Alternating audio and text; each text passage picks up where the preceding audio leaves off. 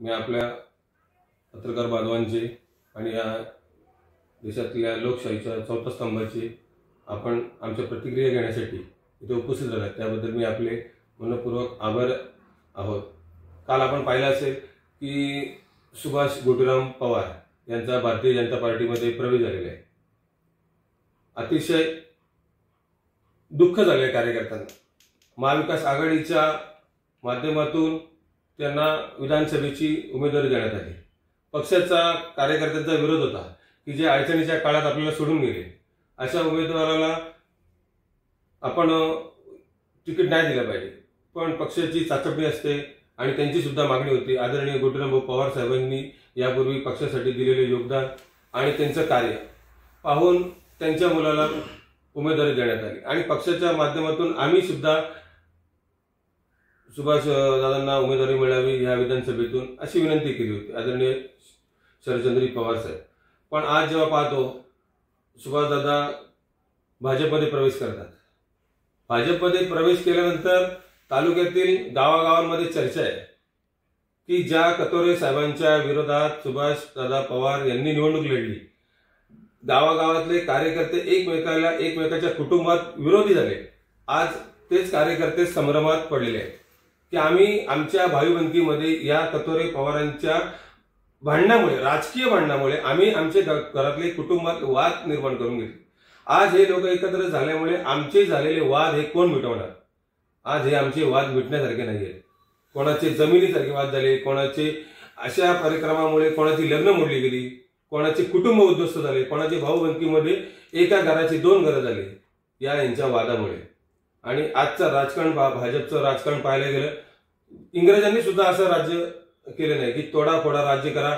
आज भाजपकडे पाहायला गेलं तर ईडी, सीबीआय सर्व यंत्रणा ज्या स्वायत्त आहे अशा स्वायत्त यंत्रणा सुद्धा त्या आपल्या अधिकाराखाली पाहिजे तशा राबवल्या जातात आणि तोडाफोडा राज्य करा। म्हणजे जर एखादा कोण उमेदवार, एखादा लोकप्रतिनिधी जर आपल्याकडे येत नसेल तर त्याला आमिष दाखवून, त्याला ईडीची धाक दाखवून, त्याला अनेक वेगवेगळी प्रकरणं दाखवून त्याला आपल्या पक्षामध्ये घेण्यासाठी त्यांच्या हातोहात प्रयत्न आहेत। भाजपचा अजेंडा आहे की आता यावेळेस ठाणे जिल्हा परिषदेवरती भाजपचा कमळ फुलावं। कमळ फुलत असताना त्यांचे विचार आणि लोकांचे विचार हे खूप वेगळे। आज भाजपचा जो प्रकार चालू आहे हा महाराष्ट्रातील, देशातील लोकांना कोणाला मान्य नाही। आज तालुक्यात तुम्ही जर पाहायला गेले तर गावागावी सुभाषदादांनी केलेला प्रवेश आणि कतोरे साहेबांच्या समर्थकांना आणि कतोरे साहेबांच्या हितचिंतकांना सुद्धा हा मान्य नाही। सुभाष पवार गेलेले पक्षाला काही फरक वगैरे पडू शकतो? आपण पाहू शकता लोकसभेच्या निवडणुकीला आदरणीय खासदार साहेब यांना शरदचंद्र पवार साहेब यांच्या माध्यमातून भिवंडी लोकसभेला ही उमेदवारी देण्यात आली। त्यावेळेस सुभाषदादा आणि आज जे प्रस्तावित लोक आहेत हे सगळे एक साईडला होते आणि सर्वसामान्य कार्यकर्ते, सर्वसामान्य नागरिक हे महाविकास आघाडीच्या बाजूने होते। आदरणीय शरदचंद्र पवार साहेब, राहुल गांधी साहेब, उद्धव साहेब यांच्या बाजूने होते आणि इंडिया आघाडीच्या बाजूने होते आणि त्याच कार्यकर्त्यांच्या जीवावरती, त्याच कार्यकर्त्यांच्या पदाधिकाऱ्यांच्या नेतृत्वाखाली गावोगावी प्रचार करून या लोकसभेमध्ये जो भूतो न भविष्य असा उमेदवार आदरणीय इंडिया आघाडीच्या माध्यमातून शरद पवार साहेबांच्या नेतृत्वाखाली निवडून आला।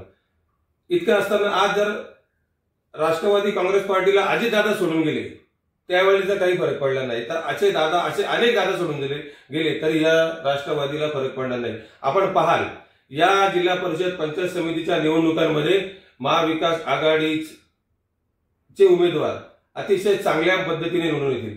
आपण पाहू शकतो की गावोगावी चर्चा जरी असली तरी लोक आज फेसबुक, व्हॉट्सअपच्या माध्यमातून प्रतिक्रिया देत आहेत। काही लोक प्रतिक्रिया देत असतात, त्यांच्या प्रतिक्रियेला लाईक, कमेंट ज्यांनी बिंदासपणे निर्भीडपणे बोलू शकतात, जे कोणाला घाबरत नाही ते बिंदासपणे वक्तव्य होतात। पण काही लोक अशी आहेत की जी लोक या फेसबुक, व्हॉट्सअप, इंस्टाग्राम वेगवेगळ्या सोशल मीडियाच्या माध्यमातून, अजून आपण प्रिंट मीडियाच्या माध्यमातून जे उपस्थित केले जातात प्रश्न त्यांना सुद्धा लाईक करायला, कमेंट करायला घाबरतात। तर एवढी लोकशाहीच्या दाबण्याचा प्रयत्न या भाजपचा आहे। आपण पाहायला गेला तर आता आपण पाहू शकतो की अजितदादा असतील, एकनाथ शिंदे असतील यांना दाबण्याचा सुद्धा भाजपचा प्रयत्न चालू आहे। म्हणजे कुठेतरी एकाधिकारशाही आणि हुकुमशाहीचा कडे आपला देश वाटचाल करत आहे। जर आपण या कडे सर्वसामान्य नागरिकांनी आणि मतदारांनी जर आपण पाहिलं, तर आता ही जर लोकशाही थांबवली नाही तर आपल्या देशाचा जो नेपाळमध्ये प्रकार झाला तो आपल्या देशामध्ये सुद्धा होऊ शकतो, अशी भीती गावोगावी आणि घरोघरी लागली. आज महागाई बेरोजगारीबद्दल बोलले जात नाही, इतर वेगवेगळे मुद्दे आहेत त्यांच्याबद्दल बोलले जात नाही.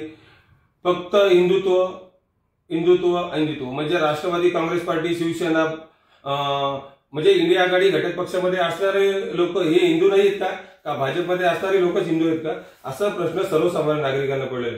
पण नागरिक बोलायला घाबरतात. पण येणाऱ्या निवडणुकीमध्ये जिल्हा परिषद, पंचायत समिती, नगरपालिका, महानगरपालिका, पुढच्या वर्षी होऊ घातलेली मुरबाड नगरपंचायत या निवडणुकीच्या माध्यमातून नक्कीच भाजपला घरी बसवलं जाईल, एवढंच मी आपल्या माध्यमातून सर्वांना सूचित करतो. काय कारण असू शकतो सुभाषदादा पवार?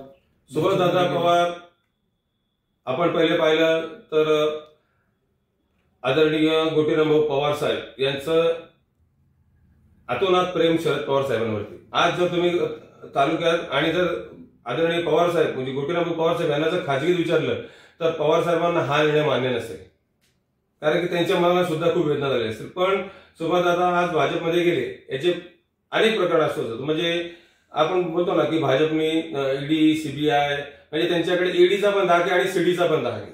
या अशा दोन्ही प्रकारचे धाका त्यांनी दाखवून या जिल्हा परिषद भाजपचा झेंडा फडकवण्यासाठी त्यांचे प्रयत्न झाले. पण सर्वसामान्य नागरिक आणि महाविकास आघाडी, इंडिया आघाडीच्या बाजूने मतदार आहेत, हे येणाऱ्या निवडणुकीमध्ये आपल्याला निश्चित दिसेल. दुसरं चर्चा अशी सुरू आहे की सुभाषदादा येत्या निवडणुकीमध्ये यांचा पराजय होणार असल्याची चर्चा होती. त्या भीतीपोटी दादा इकडे गेले अशी चर्चा आहे. काय असू शकते, एखाद्याला निवडणुकीत पडण्यासाठी भीती असू शकते.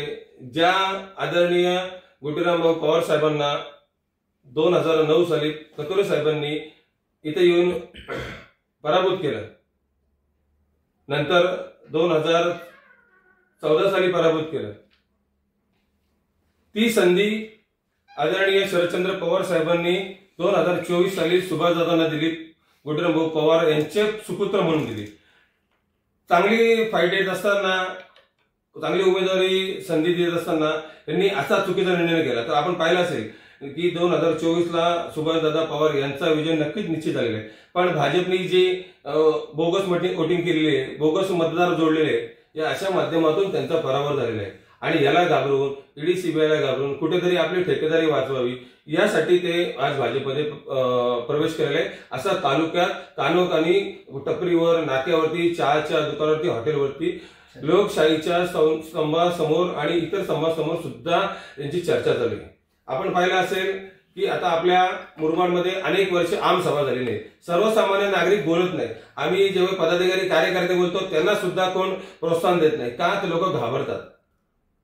आज आपण पाहतो की खरंच हे महाविकास पुरुष एकत्र झाल्यामुळे मुरबाडमध्ये किती वर्षापासून आदरणीय गोलक साहेबांनी एमआयडीसी आणली, त्यासाठी या महापुरुषांनी कोणी प्रयत्न केले का, तर बिलकुल नाही केले. आज आपण पाहतो पर्यटनाच्या माध्यमातून काचेचा पूल होणार आहे, पण खरंच काचेचा पूल होत असताना आज गावोगावीचे रस्ते बाकी आहेत. तर या विकास महापुरुषांच्या एकत्रितपणामुळे जे राहिलेले, रखडलेले जे रस्ते आहेत ते खरंच काचेचे सारखे चकचकीत होतील का, असा सर्वसामान्य नागरिकांना प्रश्न पडलेले. असे आज आपण पाहतो की मुरबाडच्या शहरामधल्या असलेलं तहसीलदार हे शहराच्या बाहेर गेलं. आज आम्हाला शहरामधले काही नागरिकांना इथून जेव्हा दाखला घ्यायला लागतो तेव्हा 50 रुपये रिक्षा करून जायला, 50 रुपये रिक्षा करून यायला लागते. एखाद्या वेळेस एखादा अधिकारी नाही भेटला तर अशा 4 चक्रा माराव्या लागतात. एकतर महागाई, बेरोजगार या सगळ्या गोष्टी आहेत. आणि या सगळ्या गोष्टी होत असताना सर्वसामान्य नागरिकांनी या सगळ्या गोष्टीला कंटाळले. फक्त बोलत नाही, पण येणाऱ्या निवडणुकांमध्ये नक्कीच मताचं परिवर्तन या निवडणुकीत होईल. आता आपण पाहतो निवडणूक आयोगाने एक आदेश दिलेला आहे की दुबार मतदार, तिबार मतदार छाननी चालू आहे. पण मी तुम्हाला आपल्या माध्यमातून सांगतो, हा फक्त त्यांचा खेळ चालू आहे, टाइमपासचा चालू आहे. अधिकाऱ्यांना फक्त एक कामा लावलेलं आहे. ज्या वेळेस अंतिम यादी प्रसिद्ध केली जाईल ना, त्यावेळेस तेच दुबार मतदार असतील, तेच बोगस मतदार असतील आणि नंतर या निवडणुका लागल्या जातील. निवडणुका लागल्यानंतर आपण काय करणार, तुम्ही आता जा, दुबार तिबार मतदार आहे, तुम्ही जा कोर्टामध्ये, आणि शेवटी कोर्टामध्ये चक्रा मारू मारू 5 वर्ष पूर्ण होतील, पण याचा सोक्षमोक्ष काय लागणार नाही. त्यामुळे सर्वसामान्य नागरिकांनी, सर्वसामान्य मतदारांनी शांत राहून यावेळेस या भाजप, शिंदे गट आणि राष्ट्रवादी अजित पवार गट या सगळ्यांचा कार्यक्रम करण्याचा ठरवलेला आहे.